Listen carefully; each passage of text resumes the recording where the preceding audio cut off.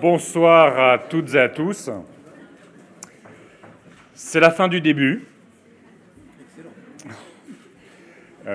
Une aventure s'arrête aujourd'hui avec le vote de toutes celles et tous ceux qui avaient participé à la primaire écologiste et qui avaient confirmé ce qui était la pratique des écologistes depuis 1974, d'avoir un candidat pour porter nos idées, pour faire en sorte que le débat politique dans notre pays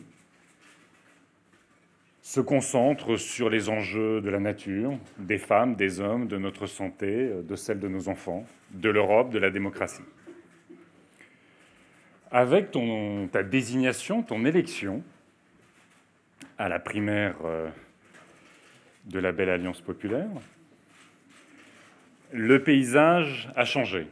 Le paysage a changé et puisque tu as fait aussi de l'écologie, de la relation au travail, de la reconstruction de l'Europe, de la revitalisation de nos institutions, tu en as fait le cœur de ta campagne et je crois le socle de ta victoire à cette primaire. Il était pour nous écologistes de notre responsabilité non plus seulement de défendre nos idées, ce que nous faisons depuis des décennies dans les combats du quotidien, mais de faire en sorte que nos idées gagnent dans la réalité de ce pays. Le mandat que j'avais reçu à la primaire écologiste, c'était que le prochain quinquennat soit écologique, social, européen, démocratique. Le mandat que j'avais reçu, c'était qu'il y ait un candidat écologiste à l'élection présidentielle. Tu n'es pas totalement un candidat écologiste. Mais le principe que nous avions retenu quand nous avions fait en 2009 Europe Écologie, c'était je ne te demande pas d'où tu viens, je te demande où tu veux aller avec nous. Et c'est ça le sujet de l'élection présidentielle qui vient. Il y a la candidate du nauséabond, de la xénophobie, du repli identitaire. Il y a les candidats de l'immobilisme, aller dans la même direction en accélérant toujours la vitesse du train vers le mur ou la vitesse du bus vers le mur. Et puis, il y a une dynamique de l'espérance. Cette dynamique de l'espérance, c'est notre responsabilité. Et je pèse mes mots quand je considère que c'est notre responsabilité devant l'histoire de notre pays. Jamais notre pays n'a été autant polarisé. Jamais il peut, dans une même élection, tomber dans le pire ou dans le meilleur. Le meilleur, c'est nous. Le meilleur, c'est le point de départ de cette plateforme présidentielle qui vise évidemment à s'élargir dès ce soir, dès demain, le plus largement possible aux Françaises et aux Français. La politique, c'est une affaire humaine. Et comme, parce qu'elle est profondément humaine, elle est parfois faite de mesquinerie, elle est parfois faite d'ambition personnelle. Coluche avait la formule que je vais appliquer de manière un peu rigolote, il y en a qui sont plus égaux que les autres. Mais elle est aussi, parce qu'elle est humaine, elle peut être totalement inacceptable quand elle laisse penser que les responsables politiques sont élus pour se goinfrer sur l'argent public, sont élus à l'échelle européenne, non seulement pour voler l'argent européen, mais pour profiter de l'immunité européenne que l'Europe procure, au moins temporairement. Mais la politique, quand elle vise plus de partage, quand elle vise à lutter contre la souffrance humaine, contre la souffrance animale, quand elle vise à redonner l'espoir, quand elle vise à protéger la nature et toutes les espèces vivantes, quand elle vise à donner à chacune et à chacun sa parcelle de démocratie, sa parcelle de pouvoir, de retrouver la maîtrise de sa vie dans un monde extrêmement difficile. La politique, quand elle fait ensemble, quand elle est le ensemble, eh bien la politique, elle est belle. Et pour moi, aujourd'hui, cette plateforme présidentielle, ce rassemblement que dorénavant tu vas porter, c'est le plus beau message d'espoir que nous puissions donner aux Françaises et aux Français dans une situation bien compliquée. Donc, tu auras la très lourde responsabilité de faire ça, mais parce que nous en avons parlé souvent, tu m'as dit régulièrement que ce n'était évidemment pas une aventure individuelle, que c'était une aventure collective. Et je crois que dès demain, en tout cas, les écologistes seront dans cette campagne pour porter l'espoir, pour porter l'espérance d'une vie meilleure et pour que demain soit meilleur qu'aujourd'hui. Merci.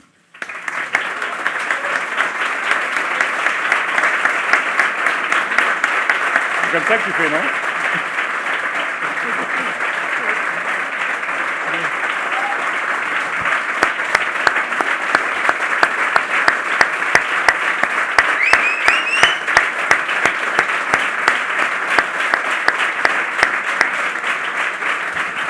Bien. Merci Yannick. Merci à toi. Merci aux écologistes qui ont décidé démocratiquement par leur vote de te faire confiance et de nous rejoindre et de s'inscrire dans ce rassemblement. Je me disais en t'écoutant, qu'est-ce qui a rendu possible cette convergence entre la culture politique qui est la tienne, la culture politique qui est la mienne et la culture politique et citoyenne de centaines, milliers, dizaines de milliers de militants aujourd'hui.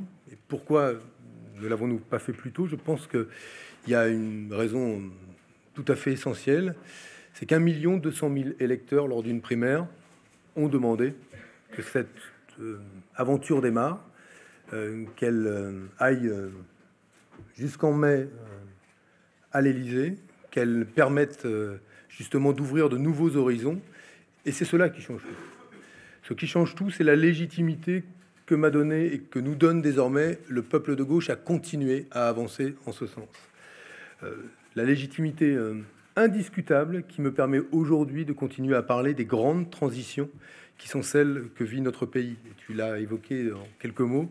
Évidemment, ce rapport au travail qui est en train de changer en raison de la révolution numérique et la nécessité de repenser le partage du travail, la réduction du temps de travail, la manière de l'organiser pour faire face à ce que sera demain ou ce que seront les entreprises et la façon dont le travail sera organisé.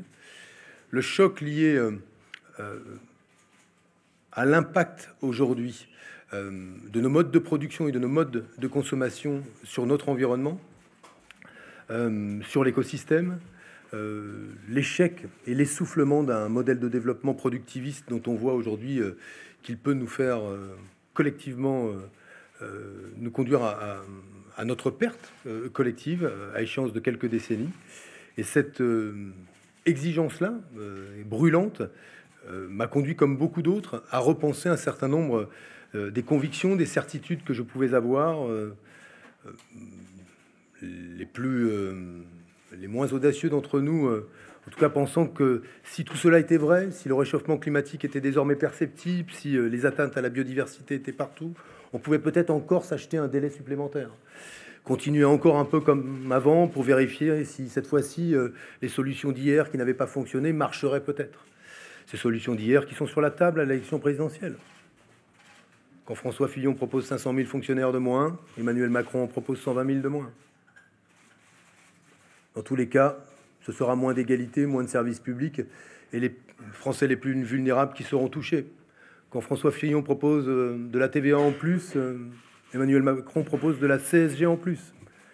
Tous les deux se retrouvant sur un point, le fait qu'il faut ou remettre en cause totalement l'ISF pour François Fillon ou le remettre en cause pour ceux qui ont un gros patrimoine financier pour Emmanuel Macron.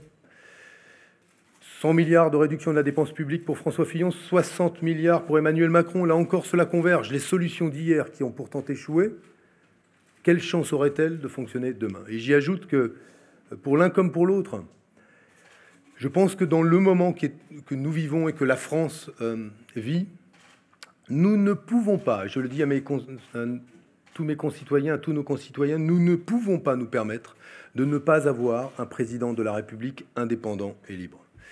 Indépendant de toute influence d'une puissance étrangère. Et aujourd'hui, qu'à voir Madame Le Pen et ses amitiés pour Donald Trump ou ses connivences avec Poutine, mais connivences avec Poutine que l'on retrouve aussi chez François Fillon. On a là des liens qui préparent mal les décisions que devra prendre la France si elle est confrontée à des prétentions nouvelles de la Russie aux frontières orientales de l'Union européenne, mais aussi indépendance vis-à-vis des puissances de l'argent. Parce que au moment où il faudra opérer le tournant indispensable dans l'industrie automobile pour préparer les véhicules électriques, vis-à-vis de l'industrie chimique et pétrolière pour préparer le tournant de l'énergie et des énergies renouvelables, vis-à-vis également du lobby énergétique qui pèse aujourd'hui en France, qui ne le sait pas. Il faudra être indépendant. Indépendant suppose de ne pas avoir, d'une manière ou d'une autre, de liens financiers, économiques avec ce monde-là. Moi, j'ai pris un engagement que j'ai pris avant même que vous nous rejoigniez et qui est extrêmement clair et sur lequel je veux insister. Pour toutes celles et ceux qui voudraient faire un don à cette campagne, je leur demanderai, dès lors que ce don est important, que je puisse rendre publique leur identité de façon à ce que personne n'ignore qui finance ma campagne électorale. Et je le redis à Marine Le Pen, à François Fillon et à Emmanuel Macron. Je n'ai aucune difficulté avec le fait que des gens fortunés financent vos campagnes, c'est la loi. Jusqu'à 7 500 €, on peut le faire. Mais il serait intéressant de savoir là où ils travaillent. Pour qui ils travaillent? Et sont-ils nombreux à travailler, par exemple, pour des entreprises qui vivent de la commande publique? Sont-ils nombreux à travailler pour des entreprises de l'énergie? Sont-ils nombreux à travailler pour des laboratoires pharmaceutiques? Sont-ils nombreux à travailler pour l'industrie bancaire et assurantielle? Cette information, les Français sont légitimes à la demander et à la connaître. Et j'insiste sur ce point, car les choix politiques que le futur président de la République devra faire, ces choix pour élargir le champ de la démocratie et changer nos institutions. Ces choix, il devra les faire face à de puissants lobbies privés qui, aujourd'hui comme hier, voudront défaire ce que le peuple a souhaité. Et c'est la raison pour laquelle la modernité, aujourd'hui, commande en démocratie, notamment en France, de faire la transparence sur les conditions du financement de la campagne électorale. Avant même que la loi ne m'y oblige, j'ai choisi, pour ce qui me concerne, de le faire. Et je demande aux autres candidats qui prétendent à la fonction suprême, au regard des choix politiques qu'il faudra faire demain, de la difficulté de ces choix, de la nécessité de résister à un certain nombre de lobbies, je leur demande de faire aujourd'hui la même chose. Alors, je voudrais poursuivre en disant que j'avais dit dans la campagne, je ne serai plus socialiste sans être écologiste. Et en fait, ça fait assez longtemps qu'à mes yeux, comme aux yeux de beaucoup d'autres, cette conviction est forte. Il y a encore une différence, c'est que ce qui montre que je suis encore un peu socialiste, c'est que tu me permettras, et je la garderai jusqu'au bout, je garderai ma cravate et je t'inviterai à la porter un jour. Mais bon, mais nos identités demeurent. Je reste, moi, un homme de gauche matricé par l'aspiration à l'égalité, à la justice sociale. J'y crois profondément, comme je sais que tu y crois, et avec mais une culture politique qui est une culture différente, écologiste, et qui trouve racine dans des combats politiques qui sont menés depuis des décennies. Et je ne prends pas à la légère la décision que vous avez prise. Je veux dire, c'est un immense honneur pour moi d'avoir la reconnaissance de la famille politique qui est la vôtre, au regard des combats politiques qu'elle a menés, mais surtout au regard des succès qu'elle a obtenus. Parce que le principal succès que vous avez obtenu, paradoxalement, tient au fait aujourd'hui que je puisse devenir le candidat des écologistes. Ça veut dire que les combats politiques qui ont été les vôtres, sur la transition écologique, la transition énergétique, la nécessité de lutter contre le réchauffement climatique, la question essentielle de la préservation de la biodiversité, sur ces combats-là aujourd'hui, culturellement le pays a changé, culturellement la gauche s'est transformée, et si on y regarde de près, toutes les familles politiques de la gauche pensent aujourd'hui qu'il est urgent de planifier une conversion écologique de notre économie, tant au niveau national qu'au niveau européen. Les bases, là encore, d'un rassemblement plus large existent, et nous le savons, toi comme moi, sur le fond. Donc oui, pour moi, c'est un engagement puissant, un engagement fort, un engagement sincère. Je reçois le choix que vous faites comme un immense honneur, comme j'avais reçu comme un immense honneur la décision démocratique de celles et ceux qui étaient venus voter aux primaires de gauche de me confier la responsabilité de succéder à François Mitterrand. À Lionel Jospin, candidat, à Ségolène Royal, à François Hollande, une immense responsabilité. Et je reçois de la même manière aujourd'hui le choix que vous faites comme un immense honneur et une immense responsabilité. Alors maintenant, je vais vous dire, on a beaucoup parlé des discussions entre les écolos et les socialistes. Le rassemblement ne s'arrêtera sans doute pas là, mais il nous revient de nous projeter vers l'avant. Il y a aujourd'hui une campagne qui est minée par quoi ?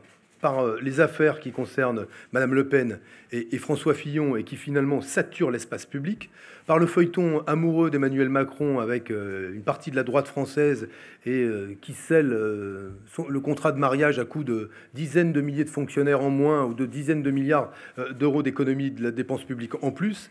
Il faut en sortir et nous concentrer aujourd'hui sur l'essentiel. Et l'essentiel est de revenir à ce qui fait le quotidien des Français. Le travail, qui aujourd'hui se raréfie et qui ne permet pas, même quand on en a un, de vivre correctement.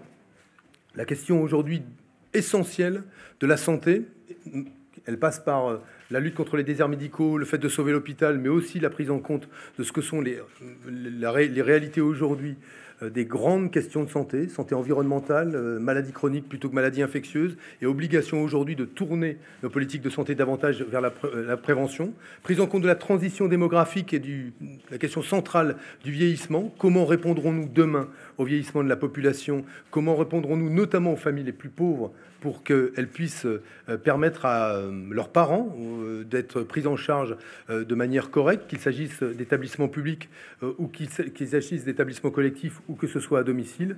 Il y a évidemment la question démocratique, nous en avons parlé longuement, mais moi je souhaite une 6e République. Mais pourquoi une 6e République? Parce que notre système démocratique est absolument à bout de souffle. Qui ne voit pas aujourd'hui que la plupart des décisions sont prises sans les citoyens, là où elles sont les plus importantes et là où elles les concernent directement? Et ce dont nous avons parlé, ça n'est pas juste d'un bricolage institutionnel. Nous avons parlé ensemble des conditions pour faire respirer la démocratie et permettre justement que nos citoyens retrouvent le pouvoir que la Ve République finalement leur a progressivement repris.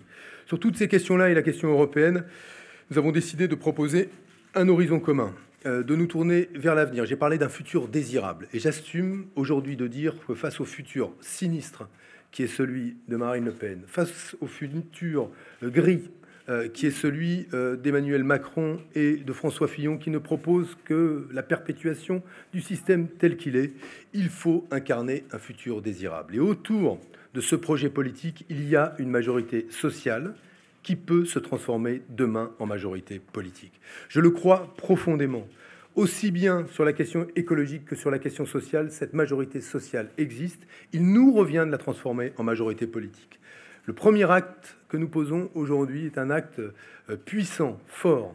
Il montre qu'écologistes, socialistes, femmes et hommes de gauche décident de se rassembler au-delà des appareils. Et je terminerai par cela. Nous ne gagnerons qu'à la seule et unique condition que cette campagne présidentielle déborde des appareils, des formations politiques. Qu'elle soit une campagne citoyenne. Et moi, je prends ici l'engagement que pendant les 2 mois qui viennent, au-delà du rôle important des formations politiques, cette campagne soit d'abord une campagne citoyenne, une campagne qui plonge dans ce que sont les racines de notre pays et donc les aspirations profondes de nos concitoyens. Il a été un moment important où les appareils devaient se mettre en route. Ils le sont, c'est très bien. Est venu le moment de commencer la campagne citoyenne. Je la ferai avec toi. C'est une immense joie pour moi que de la faire à tes côtés. Nous sommes désormais plus forts. Ensemble, faisons battre le cœur de la France.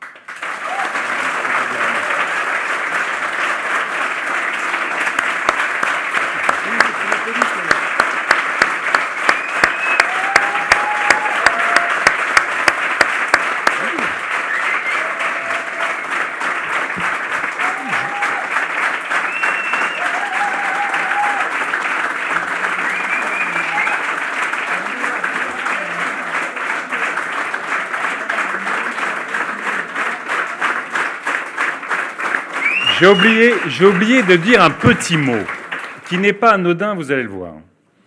Il y a ici Eva Joly, Noël Mamère, Dominique Voynet aurait aimé être là, José Bové. Tous ces candidats à l'élection présidentielle ont soutenu ce rassemblement. Mais à une seule condition, Benoît. C'était le codicile qui va tout faire. C'est de gagner. C'est de gagner.